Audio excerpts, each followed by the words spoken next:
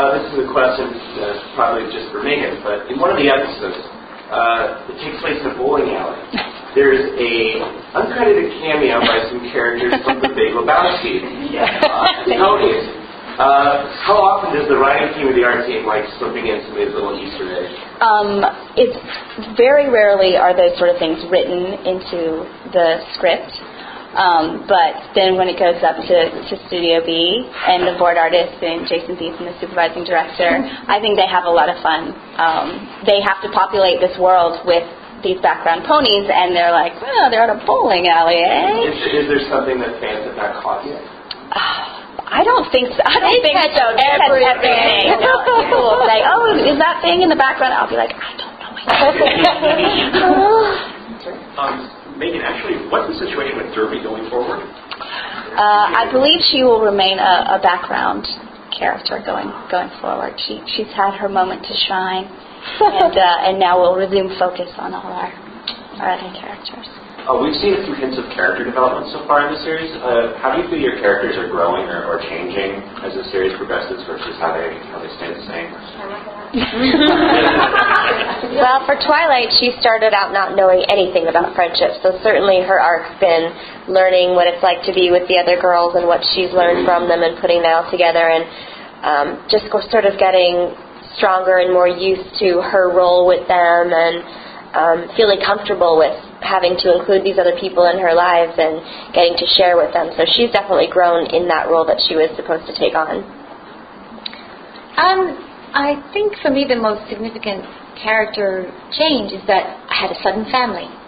And discovered I had a sister and a mom and dad, and that I was the only one in the family who spoke in this particular way. And that was a choice they made in the other room. And I think did I voice my own mom? I think I may have. I'm not sure. Probably. Yeah. And I was like, well, should I do the same? No, she's just a normal kind of... Makes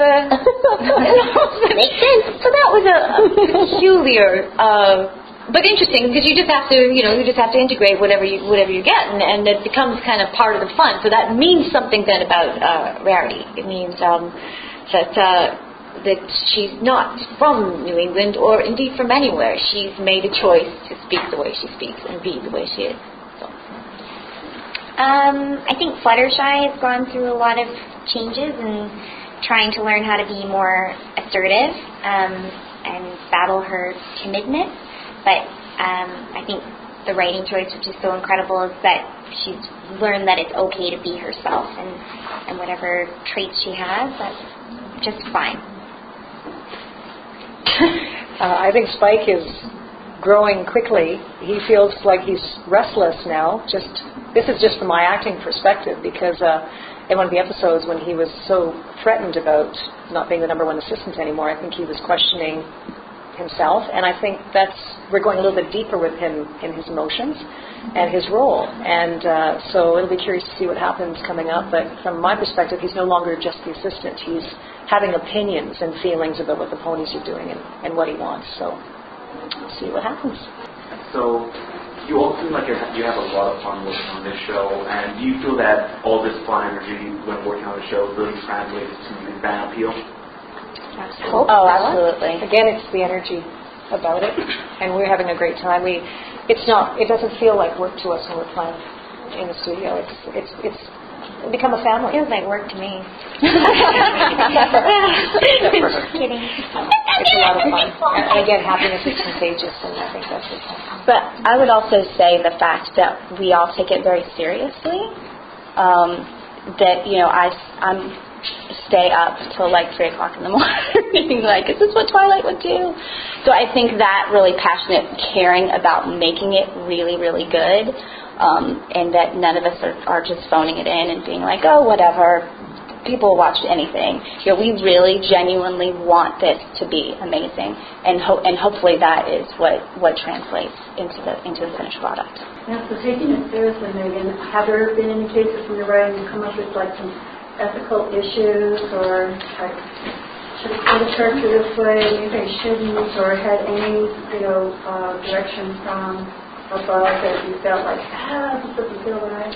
I haven't really felt that way. I mean, I think because the characters were so well established from the beginning that they really inform what's going to happen next and what kind of situations we can put them in and what kind of stories we can tell. So I haven't really felt that there's been anything where I've wanted to do something that I really couldn't do.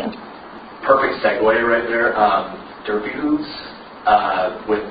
with her voice being changed later in amidst that whole controversy, whatever, with characters being developed in, it was kind of interesting to see such a popular character who, many would argue is one of the most popular get written out. Is there any kind of comment? Because she hasn't really appeared in a speaking role since last roundup. I would say it's not really a matter of writing her out. We have a main six of characters that we have to service those characters in all our episodes. And then we also, like I said, we have all these great side characters like the Cutie Mark Crusaders, and then people have families. And so there are a lot of characters on the show. So it's not really so much a conscious decision of like, let's not focus on this, as much as we've got a million other things that we have to kind of accomplish. All right. I'll put you on the spot really quickly. Outside of the big six, who's your favorite pony? Personally. Outside of the big six? Spike. Now we all have to do Spike. Spike's best pony, they tell me. I like Princess Celestia. And Princess Luna? I like everybody. How about our little babies? Oh, yeah. Those are fun. The cakes. The baby cakes. Yeah, pumpkin cake. Yeah. Cake. Those are super fun. I like Apple Bloom. I just think her voice is so cute, and if she gets to sing, it just makes me so happy. Oh, yeah, like they said, I hate picking. Don't make us pick. Socor's interesting, too. I was wondering if you could give us any preview what to look forward to in the future. Awesomeness. More awesomeness. Fun. Cute. Party. Ponies. Magic. More ponies. And I think we'll see some characters returning that I know people will be excited to see return. And more music. More music, yeah. A lot more music and great songs.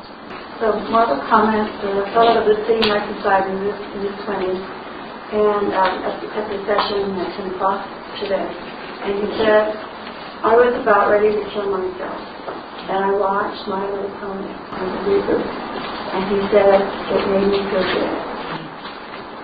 That's what I'm talking about. I've had so many people, all of us have had so many people come up to us and said, if it weren't for the show, I wouldn't be here.